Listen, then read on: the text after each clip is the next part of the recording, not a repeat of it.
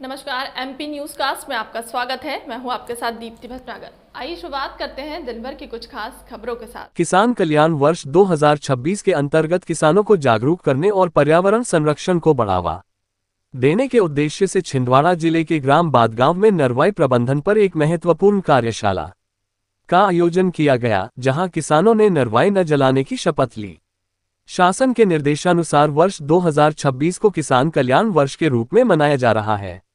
इसी कड़ी में कलेक्टर श्री हरेंद्र नारायण के निर्देशन में विकासखंड चौरई की तहसील चांद अंतर्गत ग्राम बादगांव में नरवाई प्रबंधन पर कार्यशाला आयोजित की गई।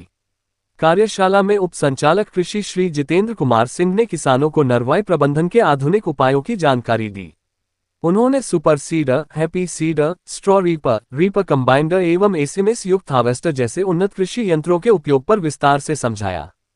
उप संचालक कृषि ने बताया कि जिले में वर्तमान में 500 सुपर सीडर उपलब्ध हैं, जिनमें से 10 सुपर सीडर ग्राम बादगांव में ही उपयोग में लाए जा रहे हैं, जिससे किसान बिना नरवाई जलाए खेती कर रहे हैं।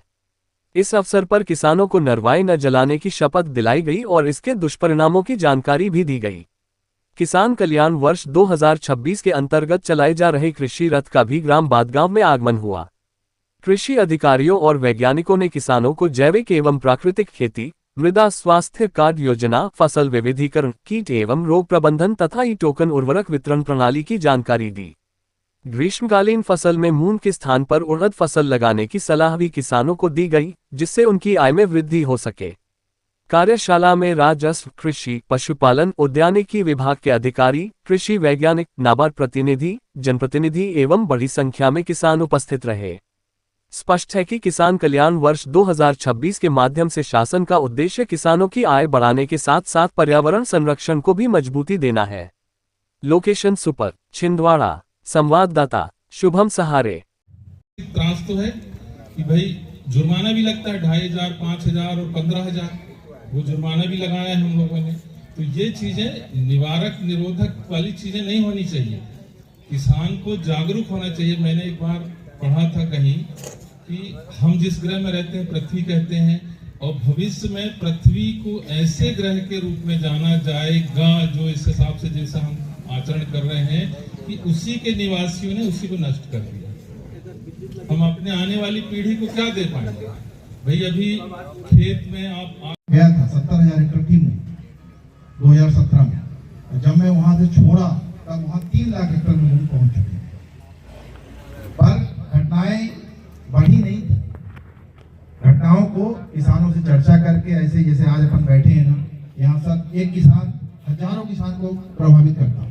आपकी पहचान इतने अच्छे किसान के रूप में है, प्रगतिशील किसान के रूप में है, जागरूक किसान के रूप में है।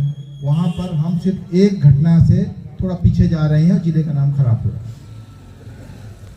शासन की भी मंशा है और प्रशासन की भी मंशा है कि जो नरवाई जलाने की घटनाएं हो रही हैं, कई बार जाने अनजाने में। मैं भी किसान, डिप्टी डायरेक्टर तो बाद में हूँ, मेरे पिताजी खुद भी किसान हैं। आज भी 83 साल की उम्र में वो 50 एकड़ की खेती करा रहे हैं सतना जिले से, और उस क्षेत्र में एसडीएम साहब रह चुके हैं वहाँ सतना जिले में। हालांकि उस क्षेत्र में घटनाएं इतनी ज्यादा नहीं होती। मेरे वासी आज ग्राम बादगांव में पंचायत परिसर में बैठकर यह शपथ लेते हैं, हम अपने खेत एवं आसपास के गांव के भी खेत को,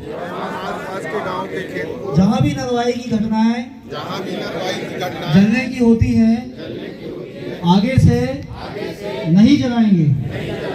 ना ही अभी अपने पड़ोसियों को जलाने के लिए प्रेरित करेंगे, बल्कि न जलाने के जो आधुनिकतम उपाय हैं उनको पहुंचाने में मदद करेंगे।